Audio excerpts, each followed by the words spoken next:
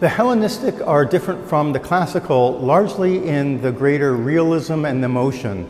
Our title, Power and Pathos, the power has to do with political power, cultural power in the wake of Alexander, and pathos is really the Greek for lived experience.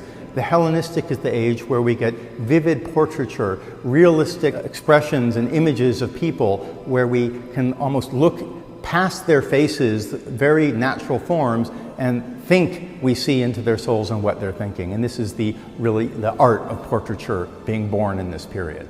Politically, individuals lost power. There were no longer democracies functioning, controlling their own city life at Athens or Sparta. There were distant rulers, the successors of Alexander the Great, and people seem to have turned inward in philosophy, others to religion, but also in art, going for local honors, making statues of themselves, their family members, and those they wish to honor that really focused on those individual accomplishments, whether it be in rhetoric, in philanthropy, in athletics, or some other area.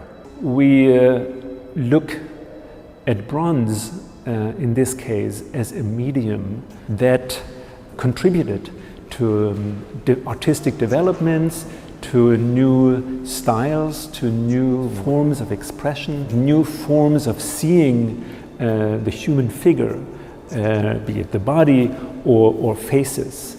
In this period, once Alexander conquers all of Western Asia, we have a society that's not dissimilar to our own, global in the sense of pan-Mediterranean, but you have Greeks, Romans, Etruscans, people from the ancient Near East, all talking to each other, all moving around, traveling and trading. Many of the statues in the show, 20% of them were found in shipwrecks. And that's not surprising because in this period, there was now an art market and statues were being transported overseas. This show is an extraordinary gathering of about 50 ancient bronze sculptures, which is more than have ever been brought together in one place in one time in the modern period, and more than we'll probably have ever again for a long, long time.